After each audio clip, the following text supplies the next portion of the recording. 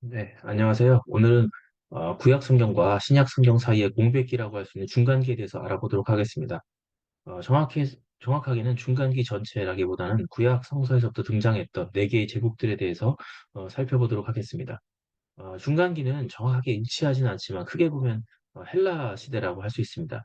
예수님 시대가 로마 시대고 마지막 구약 성경인 말라기 선지자 시대가 이제 메대와 바사 페르시아 시대이기 때문에 성경이 쓰여지지 않은 그 비어있는 시기는 헬라 시대라고 볼 수가 있습니다.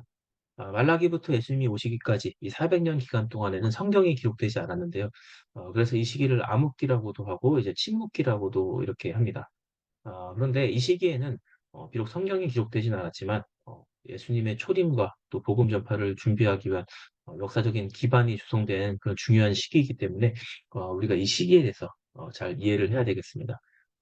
그리고 다니엘서에서 이 시기를 정확하게 예언하고 있고 그 실제로 역사 속에서 이루어진 것을 우리가 알 수 있기 때문에 이 시기에 대한 이해가 굉장히 중요하고 또 신약 성경을 역사적인 시각에서 볼 수 있으려면 이 중간기에 대한 이해가 필수적인 것을 우리가 알 수가 있습니다.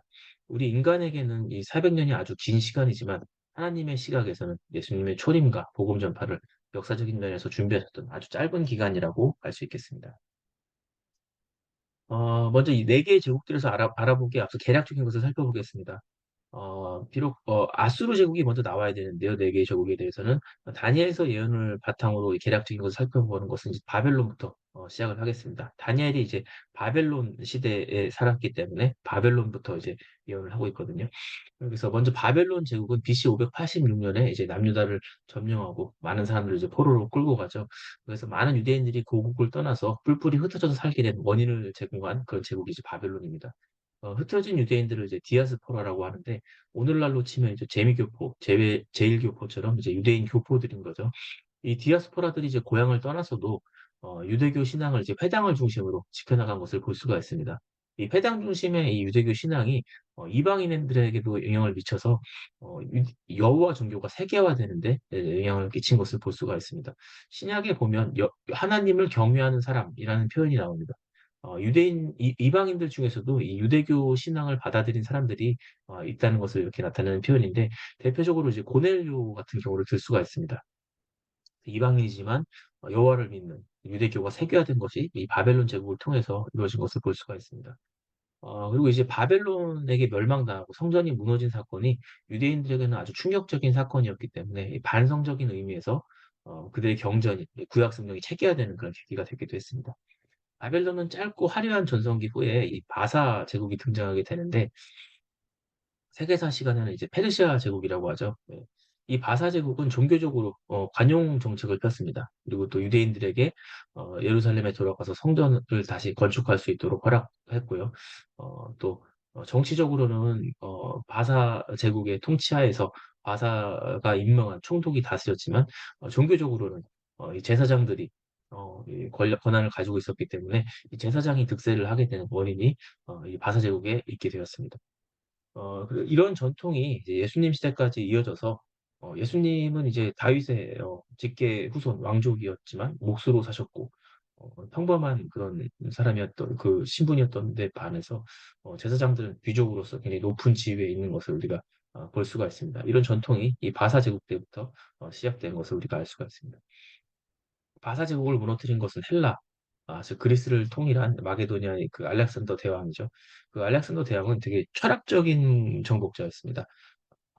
철학자 아리스토텔레스의 제자였고요. 또 활발하게 정복 활동을 하면서 헬라의 언어와 문화를 피정복지에 이식시켰고 헬레니즘 문화를 꽃피우게 됩니다. 이를 통해서 헬라어가 지중해 주변 국가들의 국제 공용어가 되었습니다. 그리고 이집트의 알렉산드리아라는 도시에서 이 도시 이름도 이제 알렉산더 이름을 딴 도시죠. 여기에 이제 많은 디아스포라들이 살고 있었는데 이제 시간이 흐르면서 이 디아스포라들이 히브리어를 잃어버렸기 때문에 헬라어로 구약을 번역한 70인경이 이제 만들어지게 됩니다. 헬라어를 통해서 이 예수님 당시에 이제 구약을 인용하실 때 이 70인경을 바탕으로 말씀하신 것을 또 이거 볼 수가 있습니다. 그리고 알렉산더가 빠르게 제국을 형성한 이후에 알렉산더가 젊은 나이에 죽기 때문에 이제 부하 장군들에 의해서 제국이 네 개로 나누어지게 되고 그중 이제 음, 어, 잠깐이지만 이 이스라엘이 유대인들이 독립하는 기간을 한 100여 년간의 독립 기간을 갖게 됩니다. 그래서 유대인들이 오랜만에 정말 역사적으로 오랜만에 독립하는 기간을 갖게 되는데 이 왕조를 이제 하스모니아 왕조라고 합니다. 약 100년 정도 지속이 되는데 이 독립을 기념하는 이스라엘 절기가 이제 수전절입니다. 그리고 이 기간에 유대인들의 종파가 유대교의 종파가 형성되게 됩니다. 네, 바리새파와 사두개파, 에스네파 등이 형성이 되는데 이 종파들이 예수님 시대까지도 이게 영향을 미치는 것을 우리가 볼 수가 있습니다. 그리고 하스모니아 왕조가 무너지고 로마가 점령을 하게 되는데요. 이제 폼페이 장군이 그 지중해 해적을 소탕하는 것을 명목으로 이제 수리아 지방을 점령을 하면서 예루살렘까지도 점령을 해서 하스모니아 왕조가 무너지고 로마가 이 지역을 점령하게 됩니다. 로마는 지중해와 북아프리카, 유럽까지 점령을 해서 이 지역의 평화를 가져옵니다. 이것을 이제 팍스 로마나라고 하고요.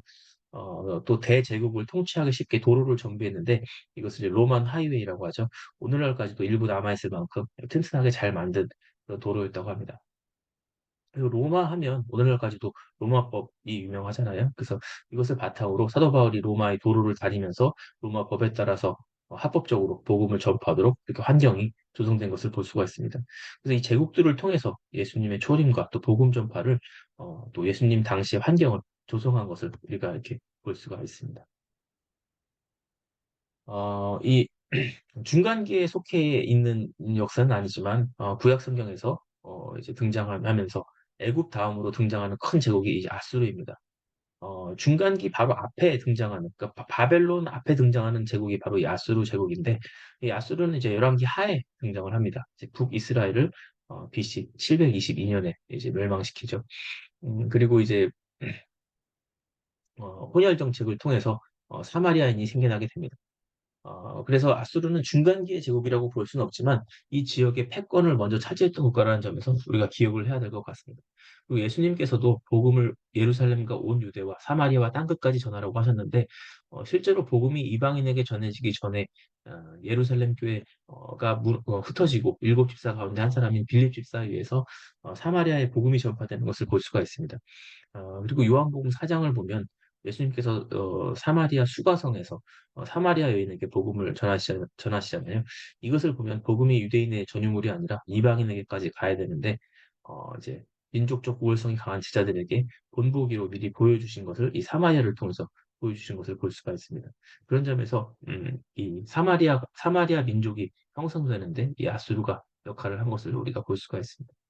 아수르 이후에는 바벨론 제국이 등장을 합니다. 바벨론은 짧은 역사이지만 화려한 문명의 제국이었는데 남유다를 BC 586년에 멸망시키고 성전도 파괴합니다. 그리고 유대 민족을 이제 포로로 끌고 가죠. 주인공이 바로 다니엘서에 등장한 느부갓네살 왕입니다. 역사적으로는 네부카드네자르 2세라고 합니다. 이 느부갓네살 왕이 이제 메데이 공주와 결혼을 해서 결혼 동맹을 통해서 세력을 키워서 이 아수르를 물리치고 이 지역의 패권을 차지한 것이 이 바벨론, 신바벨론인데 이 바벨론이 남유다를 무너뜨린 사건이 성경에서도 굉장히 중요합니다. 마태복음 1장에서 예수님의 족보가 아브라함부터 나오는데 아브라함부터 다윗까지 또 다윗부터 바벨론에 끌려가기 전까지 바벨론에 끌려가서 예수님까지 이렇게 세 부분으로 나눌 때 기준이 되기도 하는 것을 볼 수가 있습니다. 그만큼 이스라엘 역사에서 이 바벨론이 차지하는 부분이 굉장히 중요한 것을 볼 수가 있습니다. 이 바벨론 제국을 무너뜨린 것이 바사 제국입니다. 이 바사 제국도 이 메대와의 결혼 동맹을 통해서 세력을 키워서 이 바벨론을 무너뜨린 그런 국가인데요. 세계사 시간에는 이제 페르시아 제국이라고 부르죠. 위에서 언급했듯이 유대인들에게는 굉장히 고마운 제국인 것을 볼 수가 있습니다. 종교의 자유를 허락해주고 성전을 재건하게 해주고 다시 돌아가게 해줬죠. 귀환할 수 있도록. 그래서 지금도 유대인들에게 우호적인 미국 대통령을 이제 바사의 고레스 왕에 비유해서 이 뉴스에 나오는 것을 또 볼 수가 있습니다. 몇 년 전에 그 미국 트럼프 대통령이 예루살렘을 이스라엘 수도로 인정해주면서 대사관을 예루살렘으로 옮겼을 때 외신들을 보면 트럼프 제2의 고레스인가 뭐 이런 식의 제목들을 볼 수 있었던 것 같습니다. 그만큼 고레스라는 그 왕이 유대인들에게 좀 이렇게 유대인들에게 고마운 역할을 했던 그런 왕인 것을 볼 수가 있고 또 이사야서에서도 이 고레스 왕을 하나님의 목자라고 이렇게 돼 있고 또 하나님의 종이라고도 표현이 된 것을 보면 하나님께서 사용하셨던 그런 왕인 것을 볼 수가 있습니다. 음, 그래서 제국의 범위가 점점 더 아수르에서 바벨론에서 바사로 가면서 점점 더 제국의 범위가 확대되는 것을 우리가 볼 수가 있습니다. 바사 제국을 무너뜨린 것은 이제 알렉산더 대왕이죠. 헬라 제국의 알렉산더 대왕입니다. 마게도냐에서 시작을 해서 이 바사 제국을 점령을 하고 중앙아시아 또 인도 서부까지도 진출한 것을 볼 수가 있습니다. 이제 제국의 범위가 이제 유럽에서부터 유럽 남부와 중앙아시아 또 인도 서부까지 이렇게 확대된 것을 볼 수가 있습니다. 그리고 이제 제국의 패권이 메소포타미아 중심이었다면 이제 유럽으로 넘어가기 시작한 것을 볼 수가 있습니다. 바사 제국 뒤에 패권을 차지한 국가는 이제 로마 제국인데요. 사실은 이 지도 위쪽으로 서유럽까지도 차지한 것을 볼 수가 있습니다. 그래서 갈리아라고 그 당시에 이름은 이제 갈리아고 지금의 프랑스 지방, 프랑스, 벨기에, 네덜란드 지방, 이 갈리아 지방까지도 이 로마가 점령을 했고요. 또 그 당시에 이름으로 브리타니아라고 하고 영국까지도 영국의 잉글랜드 지방까지도 어, 로마가 점령한 것을 볼 수가 있습니다. 그래서 제국의 범위가 서유럽 지역까지도 이렇게 넓어진 것을 볼 수가 있습니다. 예수님이 사셨던 시대, 사도들이 복음을 전했던 시기가 바로 이 로마 시대입니다. 제국들의 범위를 보면 점점 제국의 범위가 확대되고 유럽 쪽으로 더 진출하는 것을 볼 수가 있습니다. 바벨론은 이제 메소포타미아 지방 중심이었다면 바사는 이제 지금의 터키 지역까지도 이제 점령을 하게 되고요. 또 헬라는 이제 유럽 지방과 중앙아시아 지방까지 진출할 수 있습니다. 로마는 이 지도에는 나오지 않았지만 서유럽 지역까지도 지중해 연안과 서유럽 지역 그리고 북아프리카 지역까지 점령한 것을 우리가 볼 수가 있습니다. 바벨론과 바사, 헬라, 로마 이 네 제국들에 대한 예언은 어, 구약 성경 다니엘서에 기록되어 있습니다. 세 개의 환상으로 나타나 있는데 처음에는 다니엘서 2장에 느부갓네살 왕의 꿈을 다니엘이 해석하는 장면에 나타나 있습니다. 느부갓네살 왕의 꿈에 신상이 나타나는데 머리는 순금, 두 팔은 은, 그리고 배와 넓적다리는 노, 그리고 종아리와 발은 쇠로 된 그런 신상이 나타나거든요. 이제 다니엘이 이 느부갓네살 왕의 이 꿈을 이제 해석을 합니다. 그래서 그 꿈을 해석하는데 금은 바로 지금 그 당시 시대인 바벨론 시대를 의미하고 그 다음 은은 이제 어, 그 바사 제국인 것을 알 수가 있습니다. 왜냐하면은 이제 바벨론보다 못한 나라가 일어나는데 그 나라가 은이라고 되어 있기 때문에 바사 제국인 것을 알 수가 있고요. 노시라는 나라는 온 세계를 다스린다고 했는데 이제 그 바사 제국에 이어서 알렉산더 대왕이 굉장히 많은 국가들을 점령했기 때문에 또 헬라 제국인 것을 또 알 수가 있습니다. 그리고 이제 수철과 같은 나라는 강에서 문 나라를 부서뜨린 나라라고 되어 있는데 로마 제국인 것을 볼 수가 있습니다. 그리고 로마를 무너뜨리는 것이 사람 손으로 하지 아니한 뜨인 돌이라고 되어 있거든요. 이것이 바로 이 돌이 예수 그리스도인 것을 알 수가 있습니다. 비록 로마의 제국의 통치에 사셨고 로마에 의해서 죽임을 당하셨지만 예수님의 복음이 로마 제국 전체를 복음화한 것을 봤을 때 이 느부갓네살령의 그 꿈이 정확하게 역사 속에서 이루어진 것을 우리가 볼 수가 있습니다. 다음은 이제 다니엘서 7장에 나온 이번에는 다니엘이 직접 본 환상인데 이번에는 동물로 이렇게 환상을 보게 됩니다. 그래서 사자와 곰과 또 표범과 또 무섭고 놀라우며 매우 강한 짐승, 이 네 짐승이 등장하는데 이것이 정확하게 앞에서 느부갓네살 왕이 꾸었던 꿈과 이렇게 병행할 수 있는 매치가 되는 것을 볼 수가 있습니다. 그래서 사자는 금, 즉 바벨론을 의미하고 곰은 은, 바사와 메대를 의미하고 표범은 굉장히 빠르잖아요. 빠른 속도로 제국을 형성했던 또 헬라를 의미하고 또, 또 무섭고 놀라우며 매우 강하고 또 쇠로 된 이가 있다는 이 짐승은 로마를 의미한다는 것을 또 우리가 알 수가 있습니다. 다니엘서 8장 환상에서는 특히 이제 바사와 헬라를 다시 한번 다른 버전으로 이렇게 다른 환상으로 이렇게 보게 되는데 이번에는 이제 순양이 바사 제국을 의미하고 순염소가 이제 알렉산더 대왕의 헬라 제국을 의미하는 것을 우리가 볼 수가 있습니다. 정확한 것은 우리가 다음 뒤에서 살펴보도록 하겠습니다. 다니엘의 그 환상의 두 번째 단계, 즉 바벨론보다 못한 은혜 국가, 고매 국가인 바사 제국은 다니엘이 살아있을 때 이렇게 실현되는 것을 보게 됩니다. 그래서 실제로 이제 메대와 바사의 연합 왕국에 의해서 연합 왕국에 의해서 고레스가 바벨론을 무너뜨리게 되는데 이 고레스가 칙령을 내려서 이제 종교의 자유를 허락하죠. 그 칙령이 지금 발견이 되었다고 합니다. 그래서 그 당시에는 이렇게 원통형으로 칙령을 만들었다고 하는데 그 고레스 실린더라고 합니다. 이 원통형 칙령을 실린더라고 하는데 이 칙령이 지금 네, 발견이 되었다고 합니다. 그래서 종교의 자유를 허락했고 또 어, 유대인들이 이렇게 성전을 다시 재건하고 다시 예루살렘으로 귀환할 수 있는 근거가 되는 그런 칙령이 발견되었다고 합니다. 그래서 이 성경에 나오는 사실이 역사적 사실이라는 것을 우리가 알 수가 있습니다.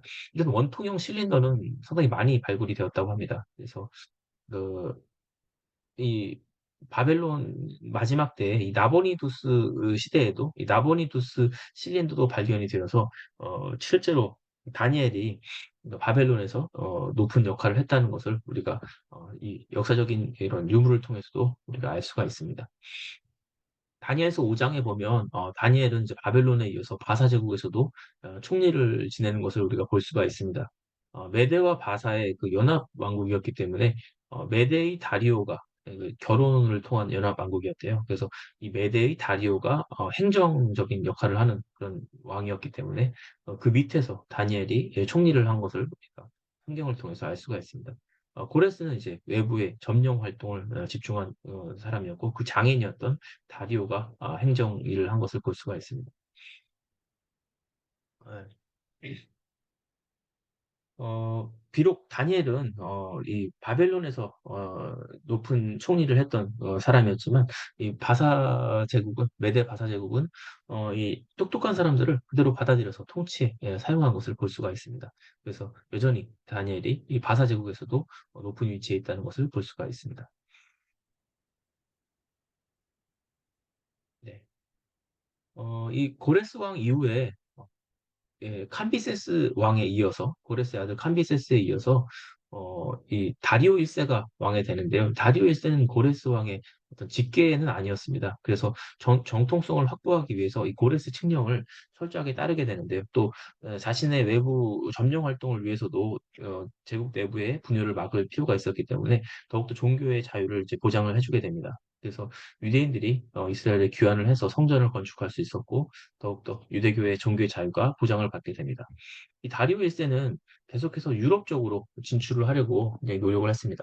그래서 이 마라톤 전투라고 하죠. 이 실제로 올림픽에서 마라톤의 유래가 되었던 이 마라톤 전투도 일으키게 됩니다. 그래서 이 페르시아와의 전쟁을 통해서 그전에는 이 그리스 지역, 이 헬라 지역의 국가들이 도시 국가였는데 그래서 개별적인 그런 국가들이었는데 이 전쟁을 통해서 서로 이제 연합을 해서 전쟁을 막는 그런 일을 볼 수가 있습니다. 그 동맹이 많이 형성이 되었죠. 이 그리스 도시 국가들 간에. 그래서 BC 490년에 마라톤 전투가 있었고요. BC 480년에 살라미 해전이 있었던 것을 볼 수가 있습니다. 그래서 바사 제국과 이 헬라 제국 전에 이 헬라의 그 도시 국가들 간에 많은 전쟁이 일어났음을 우리가 볼 수가 있습니다. 영화 300도 바로 이 성경에 나오는 그 등장인물이 등장을 하는데요. 영화 300은 이제 그 아하수에로 왕, 성경에 나오는 그 에스더의 남편인 아하수에로 왕이 일으킨 전쟁이었습니다. 그래서 우리가 성경에 등장인물들이 우리 세계사 속에서 그대로 등장하는 것을 우리가 이렇게 볼 수가 있습니다. 그래서 성경의 역사가 실제 역사라는 것을 우리가 더 느끼면서 우리가 성경을 읽을 수 있겠네요. 이 페르시아와의 전쟁을 통해서 그리스는 이제 도시 국가들이 서로 이제 이렇게 패권 전쟁을 하게 됩니다. 그래서 아테네를 중심으로 한 델로스 동맹하고 스파르타를 중심으로 한 펠로포네소스 동맹이 서로 이제 전쟁을 벌이게 되는데 이 전쟁의 결과로 이제 펠로포네소스 동맹의 스파르타가 승리를 하긴 하지만 전체적으로 그리스 도시 국가들의 이런 세력이 약화되고 쇠락되는 그런 결과를 가져오게 됩니다. 이 결과 그리스가 이 그리스 북쪽에 마게도니아의 빌립 왕에게 알렉산더의 아버지죠. 빌립 왕에게 통일되는 그런 계기가 되는 것이 바로 이 내부 전쟁, 펠로폰네소스 전쟁이 있습니다. 네. 지금까지 그 헬라 제국까지 바사 제국까지 살펴봤는데요. 이제 헬라 제국이 등장을 하게 됩니다. 헬라 제국은 지금까지 이런 제국들의 영향을 이제 다 받아서 진행을 하게 되는데, 먼저 페니키아라는 그 지금의 레바논 지역이죠. 예, 그 당시에는 이제 베니게 지역이라고 했는데 성경에는 베니게라고 등장하고 세계사 시간은 이제 페니키아라고 합니다.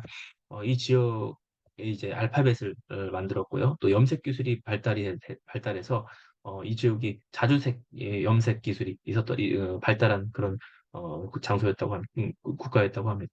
그리고 이제 카르타고라는 식민지를 건설을 해서 카르타고의 한니발이 이제 로마와 전쟁을 벌이잖아요. 그래서 그런 호에니 전쟁을 일으켰던 카르타고를 식민지로 건설했던 이 페니키아라는 민족이 있었고요. 또 해양 민족이 있었는데 이 해양 민족이 크레타 섬을 중심으로 해서 이제 크레타 문명을 일으킨 그런 해양 민족이라고 합니다. 이 민족이 히타이트도 붕괴시켰고 또 이집트까지 침공을 했는데 이집트의 바로가 이제 블레셋으로 해안 지방으로 밀어 올려서 지금의 가자 지구에 블레셋이 건설되는 그런 일도 있었다고 합니다. 또 헬라 제국은 또 이제 페르시아와의 전쟁을 통해서 그리스 도시국가들이 서로 이제 동맹 관계도 맺고 이제 물론 국력을 많이 쇄진하긴 했지만 이렇게 역사에 등장을 하게 됩니다. 그리고 이 어, 내전이었던 펠로폰네소스 전쟁을 통해서 마게도니아가 실권을 갖게 되고 알렉산더 대왕이 이제 그 아버지의 뒤를 이어서 이제는 내부 통합이 아니라 해외로 이제 바사 제국과의 전쟁을 통해서 해외 정복 전쟁을 시작하게 되는데 그 전투의 이제 중심점이 되었던 것이 이제 BC 333년에 있었던 이수스 전투였던 것을 알 수가 있습니다.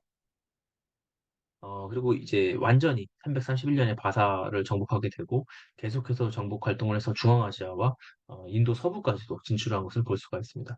그렇지만 알렉산더 대왕은 이제 33세에 이른 나이에 죽게 되고 헬라 왕국이 이제 네 개의 왕국으로 분열되게 되는데 우리가 성경에서는 북방왕, 남방왕 이 두 개의 제국이 등장하는 것을 우리가 알 수가 있습니다. 그리고 이스라엘은 이 두 왕조의 어떤 지배를 받아오다가 처음에는 프톨레미 왕조의 지배를 받았는데 점점 이제 셀류큐스 왕조의 지배를 받게 되는데 이 지배를 받게 되다가 이제 그 제사를 금지하는 그 종교적 자유를 침해하는 사건을 통해서 들고 일어나서 이제 오랜만에 이제 독립된 유대 왕조가 어, 형성이 되는데요. 그것을 이제 하스모니아 왕조라고 합니다. 그래서 약 100년간 독립을 맛본 것을 우리가 볼 수가 있습니다.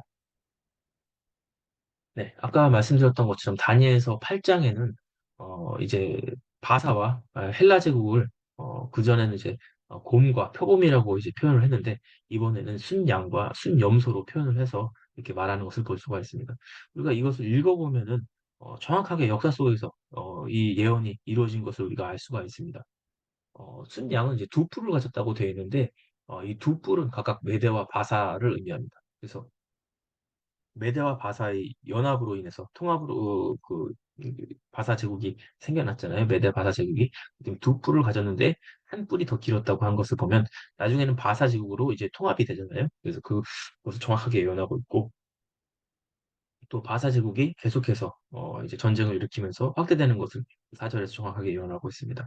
또 순염소는 또 이제 헬라 제국을 의미하는데 서쪽에서부터 왔다고 하고 있습니다. 그래서 유럽에서 시작이 됐다는 것을 말하고 있고 온 주변에 두루다니고 땅에 닿지 않은 굉장히 발이 땅에 닿지 않을 정도로 빠르게 이 제국의 영토를 확장한 것을 이렇게 말하고 있습니다. 또 현저한 뿔이 있다고 말하고 있는데 이게 바로 알렉산더 대왕을 의미하고 있다고 볼 수가 있습니다. 그리고 이제 순양에게 분노를 표하고 이제 순양을 꺾는다는 것이 나왔는데 이제 헬라 제국이 이제 바사 제국을 무너뜨린다는 것을 이렇게 말을 하고 있습니다. 근데 이제 큰 뿔이 꺾인다는 것은 이제 알렉산더 대왕이 죽는다는 거죠. 그리고 그 대신에 현저한 뿔 넷이 나온다는 것은 이제 제국이 네 개로 나누어진다는 것입니다. 그 중에 한 뿔에서 또 작은 뿔 하나가 나서 남쪽과 동쪽과 영화로운 땅을 향하여 심히 커지더니 여기서 중요한 게 이 네 제국 중에 성경에 등장하는 것은 이 남쪽 남방왕 프톨레미와 동쪽 여기서는 동쪽이라고 되어 있는데 이제 북방왕 셀류쿠스라는 이제 헬라에서 분열된 두 제국이 앞으로 등장하고 이제 중요하게 영향을 끼칠 것을 이렇게 말을 하고 있습니다. 음, 그리고 이제 다니엘서에서는 이들이 이제 어, 유대인들의 이런 종교적인 자유를 이렇게 침해함으로써 하스모니안 왕조가 태어나게 될 것까지도 이 다니엘서 11장에서 예언을 하는 것을 볼 수가 있습니다. 성경의 예언이 상징적으로 되어 있지만 실제 역사 속에서 이루어진 것을 우리가 발견을 할 수가 있습니다. 네, 알렉산더 대왕은 이제 마게도니아에서 출발한 그런 왕이었습니다. 마게도니아는 이제 처음에 수도가 펠라인데요. 이 지역은 이제 알렉산더의 아버지 이 빌립이 이제 어, 빌립이 다스렸던 곳입니다. 이 빌립은 펠로폰네소스 전쟁으로 이제 약해졌던 그리스 도시 국가들을 다 점령을 하고 그리스를 통합한 왕이었습니다. 이 아버지 빌립의 그 노력의 발판을 삼아서 알렉산더는 이제 해외 원정을 할 수가 있었는데 알렉산더가 이제 패권을 주게 된 결정적인 전쟁은 바로 이수스 전투였습니다. 여기서 이제 페르시아의 다리우스 왕을 이기고 이 패권을 차지하게 되는데 이 이수스가 위치적으로 이 안디옥과 바울의 고향인 다소 이 중간 지점 정도에 있는 것을 우리가 볼 수가 있습니다. 네, 알렉산더 대왕은 굉장히 빠른 시간에 정복 전쟁을 통해서 10년 정도의 이 마게도니아부터 시작해서 인도 서부까지 중앙아시아 지역을 또 지금의 터키 지방을 전부 다 점령을 했는데요. 어, 이른 나이에 33세에 죽고 맙니다. 그래서 그 후야의 장수들이 제국을 분할해서 통치하게 되는데 이렇게 네 개의 그 제국으로 나눠진 것을 볼 수가 있습니다. 근데 여기서 이 네 개의 제국 중에서 특별히 성경에 영향을 미치는 것은 이 남방왕 프톨레미, 지금의 애굽 지역이죠. 애굽을 다스렸던 이 프톨레미 왕조와 또 지금의 시리아 지방을 포함해서 이 메소포타미아 지방에 위치했던 셀류쿠스 왕조의 영향을 받은 것을 볼 수가 있습니다. 처음에는 이제 프톨레미 왕조의 영향권에 있었는데 점점 이제 셀류쿠스 왕조의 영향권으로 넘어가는 것을 우리가 볼 수가 있습니다. 이 두 왕조 사이에서 이제 어려움을 겪었던 것을 볼 수가 있습니다. 네. 그래서 일어났던 사건들을 이게 지리적으로 살펴보면 이렇게 볼 수가 있습니다. 음, 이 이수스 전투, 이 전투가 이제 헬라가 바사를 무너뜨리고 패권을 차지하게 된 그 결정적인 그 전투인데요. 영화 알렉산더 대왕에도 나오는 그 전투죠. 어, 바울의 고향인 다소와 이제 안디옥의 중간쯤에 있는 것을 볼 수가 있습니다. 그리고 이 셀류쿠스 왕조는 다니엘서의 북방왕으로 이렇게 나와 있고요. 이 프톨레미 왕조는 남방왕이라고 이렇게 표현이 되어 있습니다. 그래서 이 헬라 제국의 이 범위가 유럽에서 시작해서 이 그리스 지방에서 시작해서 이 메소포타미아 지역, 그리고 북아프리카 지역, 그리고 이 중앙아시아 지역까지 이렇게 포함되어 있는 것을 우리가 볼 수가 있습니다. 그리고 다니엘서 11장에서 이제 헬라 제국에 대해서 이제 이제 설명을 하고 있는데요. 이 헬라 제국, 아까 말씀드렸던 것처럼 이 알렉산더 대왕이 나타나서 큰 제국을 이룰 것이고, 그 큰 뿔이 뽑혀서 네 개의 뿔이 된다. 그래서 이 네 명의 장군들에 의해서 제국이 될 것까지도 정확하게 이렇게 예언이 된 것을 볼 수가 있습니다. 네, 그래서 헬라 제국이 알렉산더 사후에 그 네 명의 장군에 의해서 분할이 되는데 우리 성경적으로 중요한 두 제국은 이제 프톨레미와 이제 셀류쿠스 왕조라고 할 수가 있겠습니다. 프톨레미는 이제 성경의 남방 왕이라고 다니엘서에 나와 있는데 애굽 중심의 그런 왕조였고 셀류쿠스는 이제 북방 왕이라고 나와 있는데 이제 시리아 지방 그 왼쪽 지방의 그런 왕조였습니다. 처음에는 이제 프톨레미 왕조가 유대 지방을 다스렸는데 점차 이제 셀류쿠스 쪽으로 주도권을 뺏기게 됩니다. 그때까지 계속해서 종교의 자유는 누리고 있었는데 이 셀류쿠스 때 안티오쿠스 4세 때 종교의 자유를 박탈하고 지성소를 더럽히는 그런 사건이 벌어지게 됩니다. 이때 이 대항을 한 집안이 바로 이 마카비 집안입니다. 이 제사장 집안인데요. 이 마카비 집안, 이 마카비 마따디아라는 사람이 제사장인데 이 사람이 이제 중심이 돼서 이 저항 운동을 하게 됩니다. 그 사람의 이 마따디아의 네 명의 아들이 모두 리더였는데 이제 셋째 아들이었던 유다 마카비가 별명이 마카이라고 하네요. 마카비라고 하네요. 이건 해머라는 뜻이란 말입니다. 망치라는 뜻인데 그렇게 힘이 센 그런 존재였는데 처음에 이 마카비 혁명을 일으켜서 성공을 합니다. 그렇지만 이 사람이 죽으면서 또 막내가 대신해서 전쟁을 수행하게 되는데 이 막내도 암살이 돼서 죽고 둘째 형이었던 요한 힐카누스가 마지막으로 어, 그 대를 그 아버지의 대를 이어서 전쟁을 마무리하게 됩니다. 그래서 이 당시에 이 셀류크스 왕조를 비롯해서 이 헬라의 이 왕조들이 로마가 강성해지면서 많이 세력이 약해져 있었거든요. 이를 틈타서 이런 기회를 통해서 이 마타디아 요한 힐카누스가 마지막까지 이렇게 대항을 해서 이 하스모니안 왕조를 만들어내게 됩니다. 그래서 유대인들이 굉장히 오랜만에 독립을 맛보는 한 100여 년간 독립을 누리게 되는데 그 100년간 독립을 맛보는 그런 왕조를 세우게 됩니다. 그래서 이 독립을 기념하는 그런 절기가 이제 수전절이라고 할 수 있겠습니다. 그래서 성경에도 요한복음에 이 수전절에 대해서 나오고 있는 것을 볼 수가 있습니다. 우리가 그래서 이 성경에 나오는 이 절기의 배경에 대해서 이해하기 위해서는 이런 역사적인 배경을 알아야 되겠습니다.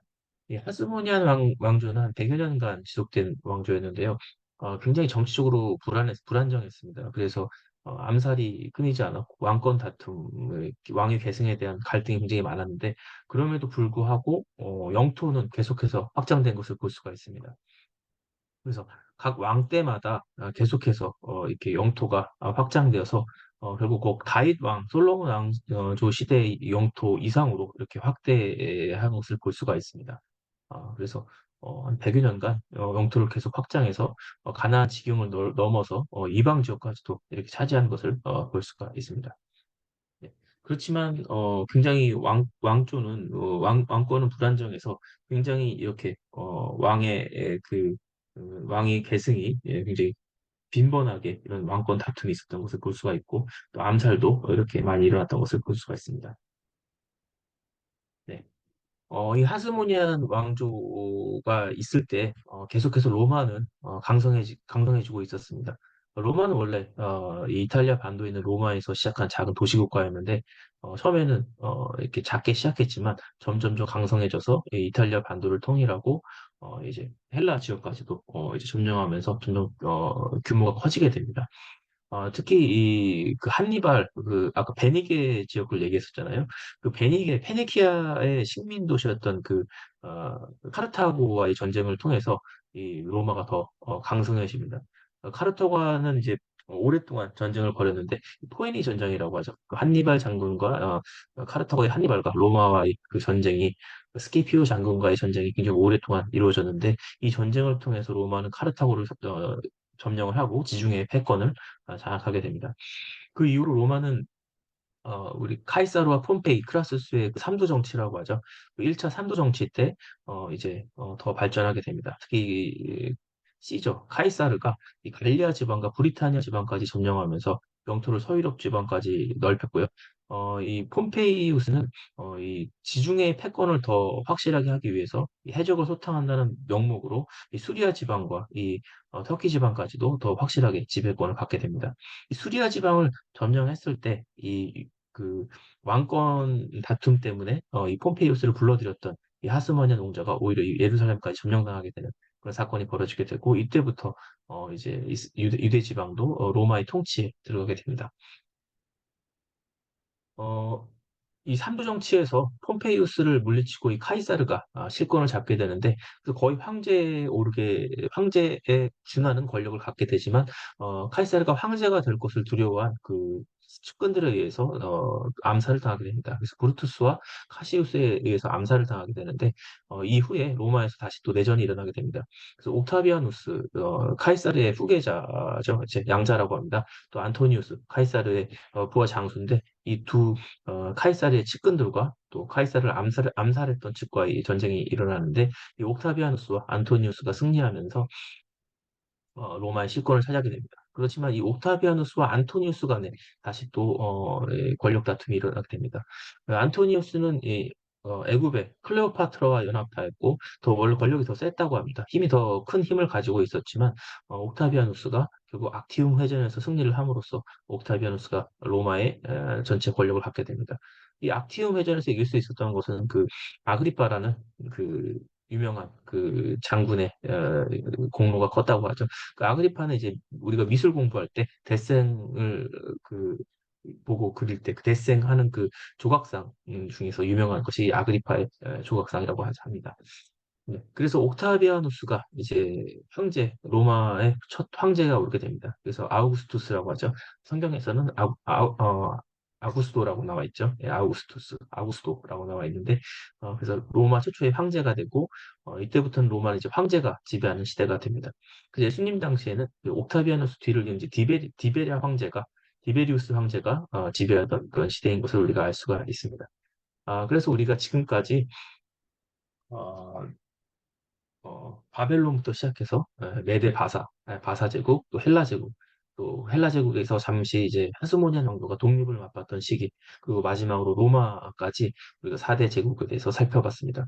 우리가 이 4대 제국을 살펴봄으로 해서 우리가 예수님 초림과 또 복음 전파 전에 어떻게 역사적으로, 사회적으로 준비가 되었는지, 그래서 중간기가 어떤 의미가 있는지 한번 살펴보게 되었습니다. 우리가 중간기의 이해를 통해서 우리가 좀 더 신약 성경을 더 바르게, 더 깊이 있게 이해할 수 있었으면 좋겠습니다. 네, 감사합니다.